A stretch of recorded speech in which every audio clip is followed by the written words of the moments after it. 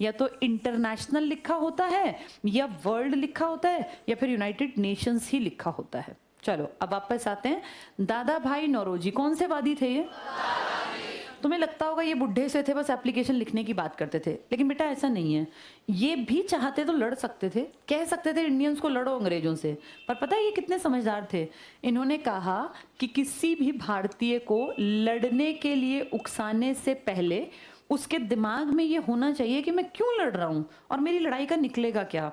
उतनी समझ होना कि मुझे अंग्रेजों से लड़ना है अपने देश के लिए, उसके मन में देशभक्ति होना, ये अपने आप से नहीं आता बेटा। ये सब चीज़ें पैदा की जाती हैं। जैसे कोई पैदा देशभक्त नहीं होता, देशभक्ति सर्कमस्टांसेस से पैदा होती है। देशभक्ति पैदा करने वाले टीचर्स, पेरेंट्स, समाज, सोसाइटी होते हैं। जैसे तुम जब स्कूलों में पढ़ते थे तो याद करो 26 जनवरी पे और 15 अगस्त पे अगर तुम ठीक ठाक से स्कूल में पढ़े हो, ठीक ठाक का मतलब पैसा नहीं होता, ठीक ठाक मतलब टीचर अच्छे मिले हों, तो उन्होंने तुम्हें 26 जनवरी से 2-4 दिन पहले स्कूल में, 15 अगस्त से 2-4 दिन पहले फंक्शंस की तैयारी कराई होगी, जिसमें देशभक्ति गाने, देशभक्ति कोई नाटक, ऐसी चीज़ें कराते हैं ना हम। थोड़े लोग परफॉर्म करते हैं, ज़्यादा लोग बैठ के देखते हैं, लेकिन देखने वालों के मन में भी कहीं ना कहीं एक विचार आता है। अब जैसे मान लो कोई एक्ट कर दिया जिसमें राजगुरु सुखदेव और भगत सिंह दिखा के और वो फांसी का सीन रिक्रिएट किया, तो वो देखने वाले छोटे छोटे नन्हे नन्हे जो बच्चे बैठे हैं ना, जो दूसरी का, पहली का, PP1 का, कहीं ना कहीं उनके मन पे एक प्रभाव पड़ता है इस चीज़ का। देशभक्ति गीत चाहे हमें बोरिंग लगते हो, लेकिन फिर धीरे धीरे जब रोज प्रैक्टिस तो बच्चों की ना जबान पे चढ़ जाते हैं, फिर वो अच्छे लगने लगते हैं। तो इन उदारवादियों ने ये फील किया कि अभी इंडियंस उतने दिमागदार नहीं है कि ये देशभक्ति से ओतप्रोत हों। अभी तो ये लोग ध्यान भी नहीं देते कि हमें क्या करना है क्या नहीं करना। तो सबसे पहले इन इंडियंस को हमें तैयार करना पड़ेगा ताकि ये लड़ने के लिए तैयार हो, इनके मन में देशभक्ति तैयार हो, ये देशभक्त बने, तभी तो ये लड़ेंगे। अब कहते हैं जाओ लड़ो, लड़ने की समझ है नहीं। तो इन्होंने सबसे पहला काम किया कि भाई लड़ने के लिए जनता तब तैयार होगी जब इनका दिमागी विकास होगा, और दिमागी विकास होगा शांति से रह के इन तक जाएं हम। सबसे पहले तो इनको कांग्रेस के मेंबर्स बनाएं, फिर टाइम टू टाइम इनके बीच में जाके भाषण दें, देशभक्ति की बातें करें। जब ये सब चल रहा था ना बेटा, उस टाइम पे दुनिया में बहुत बड़े बदलाव आ रहे थे। कैसे? ये बनी थी अपनी 1885 में ना, इससे कुछ साल पहले 1868 में हमारे पड़ोसी एक छुटकू सा देश था जापान। राजधानी क्या है इसकी? टोक्यो ना। जापान बहुत छोटा सा देश है देखने में, और पैसिफिक ओशन में पड़ता है, प्रशांत महासागर में। आप सबको पता होगा जापान में हर साल बाढ़ आ जाती है, कभी भी सुनामी आ जाती है, और इसकी सारी चीज़ें कभी भी, आप बैठे हैं अगले 1 मिनट में नहीं पता जापान में क्या होगा। जापान बहुत ज़्यादा रिस्क पे है, एक ऐसा देश जिसको ये नहीं पता कि जो मैं सड़क बना रहा हूँ कहीं रात में सोएं और ये सड़क ही गायब मिले, क्योंकि अगर एक बार अगर भूकंप आया तो सब चीज़ें, धरती हिली और सड़क खत्म हो गई। तो वो सोचो कितना रिस्क पे है। लेकिन जापान ने 1868 में इनके यहाँ एक तानाशाह था, जैसे हिटलर तानाशाह था ना, ऐसा यहाँ भी कोई तानाशाह था। उस तानाशाह को हटा दिया यहाँ के लोगों ने, और इन्होंने कहा भाई अब के बाद हमारा सारा कामकाज हमारा सम्राट देखेगा। तो जापान ने अपने देश की सारी पावर एक आदमी के हाथ दिया गया, आप हमारे सम्राट हैं, एक तरह से एम्परर है, किंग से भी बड़ी पोस्ट। अब जापान के सम्राट ने ना, थोड़ा समझदार था ये, इसने कहा भाई देश आगे बढ़ाना है तो मुझे काम करना पड़ेगा। और काम किस चीज़ पे किया? इसने कहा हम अपने देश की प्राइमरी एजुकेशन पे काम करेंगे सबसे पहले। जैसे किसी देश को अगर सच में आगे बढ़ाना हो ना बेटा, तो बड़े लोगों को बदलना बड़ा मुश्किल होता है, क्योंकि वो तो बन गए जैसे बन गए। सबसे आसान होता है स्कूल के बच्चे के दिमाग को विकसित करना, कारण उसका दिमाग बिल्कुल शुरुआत में तो खाली होता है, जैसी हम बातें बताएंगे वैसी तो भरेंगी।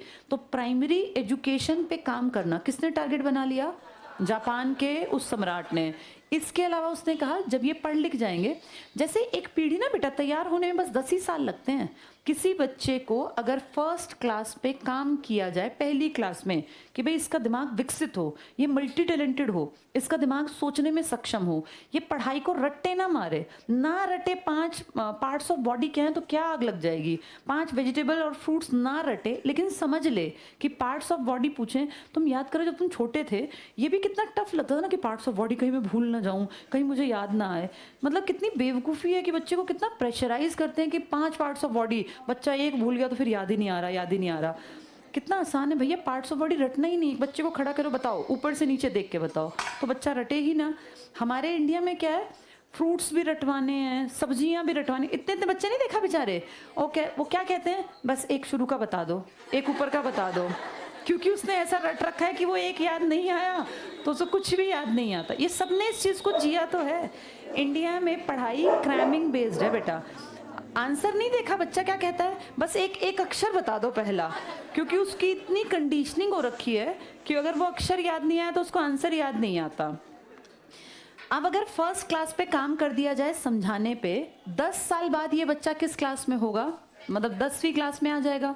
10वीं क्लास के बच्चे तो बड़े होते हैं ना, मैच्योर होते हैं। 15 साल के बच्चे, सिर्फ 10 ही साल काम करना है।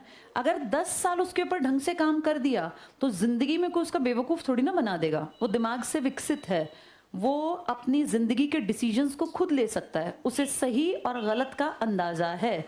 तो एक देश को अगर सच में आगे बढ़ाना है ना, तो बहुत सड़कें, बहुत ऐसे जहाज और ये सब बनाने में तो वेस्टेज है बेटा।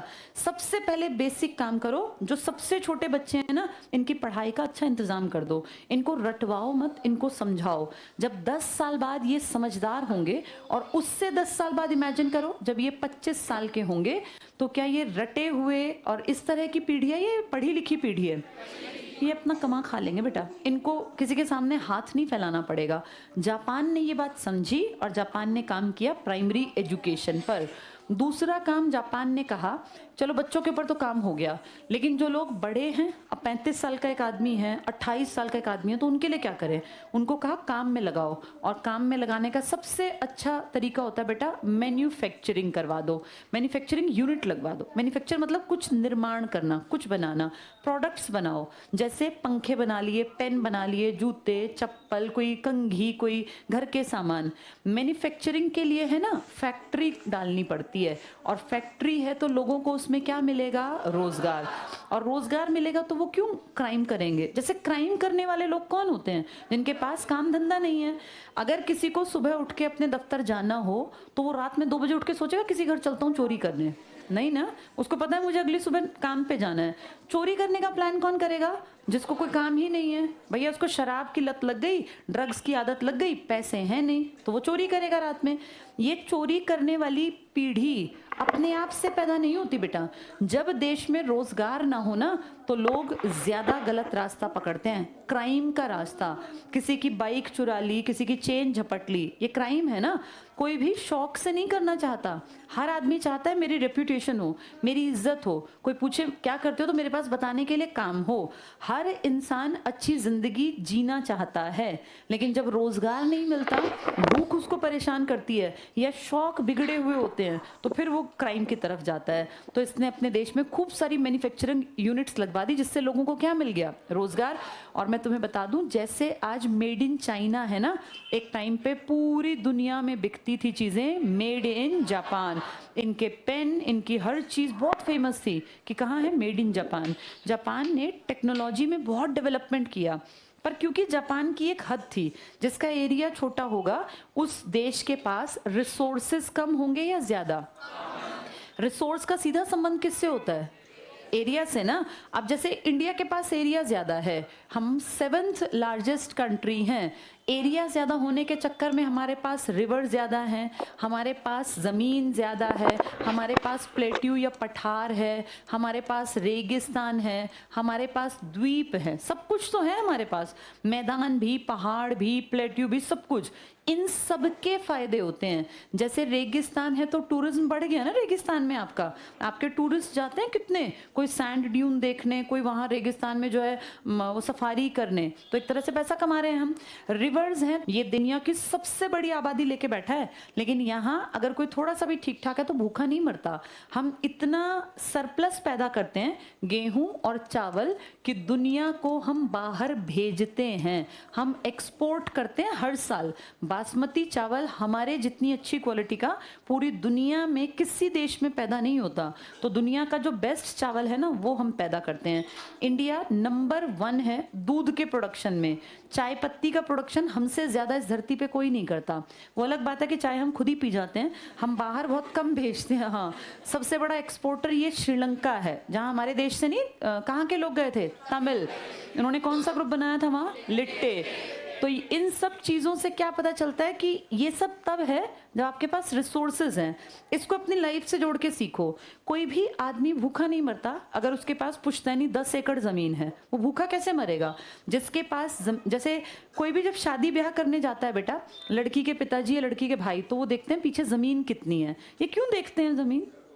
कल को कोई भी मुसीबत आ जाए, मान लो लड़का बड़े अफसर है, भगवान न करे एक्सीडेंट हो गया, उसके हाथ पैर जो है चले गए, मतलब बिल्कुल ही डेड बराबर हो गया, बेड रिडन है, तो कोई उस अफसर को, वो प्राइवेट में कितनी बड़ी सैलरी पर हो, जीरो हो जाएगी ना।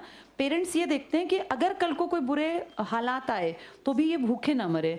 मान लो हम कहेंगे ज़मीन से थोड़ी ना कोई कमा के खाता, पीढ़ी कौन खेती करती है, लेकिन बेटा खेती ना बुरे समय पे काम आती है। इसीलिए इंडिया में आज भी किसी लड़की के फादर जब रिश्ता ढूंढने जाते हैं तो हमेशा कहते हैं कि पीछे बैक पे क्या है। ये कारण है, ये समझने में नई पीढ़ी को बहुत लेट समझ में आता है। जिसके पास साधन है ना, वो बुरे समय में भूखा नहीं मरेगा। जिसमें काबिलियत है वो तो कभी भी कमा के खा ले, लेकिन बेटा लाइफ का नहीं पता ना, शरीर किसी दिन साथ छोड़ जाए, कोई पैरालाइज्ड हो जाए तो वो नौकरी कैसे करेगा? मान लो वो 5 लाख की नौकरी थी महीने की, लेकिन वो पैरालाइज्ड हो गया, गई नौकरी। कोई भी प्राइवेट संस्थान आके उसको 50 रुपए भी नहीं देगा, चाहे वो 5 लाख का था। उस टाइम पे वो जो उसने जोड़ा है 1-2 साल में सब खत्म हो जाएगा, फिर रोटी कहाँ से चलेगी? लेकिन अगर उसकी बैक पे 20 एकड़ जमीन है तो वहां से सिर्फ उसका इसका किले की अलग अलग नाम से, वही जो भी कहते हैं हमारे यहाँ, जैसे कुछ भी बटाई शब्द यूज करते थे, वो इतना आएगा कि वो भूखा ना मरे, उसका परिवार भूखा ना मरे, उसके बच्चे स्कूलिंग भी कर लेंगे और उसकी जिंदगी भी कट जाएगी। ये चीजें ना लॉन्ग रन में समझ में आती हैं। हम इस मामले में लकी हैं इंडिया में कि हमारे पास रिसोर्स है, हम भूखे एज सच मरेंगे नहीं।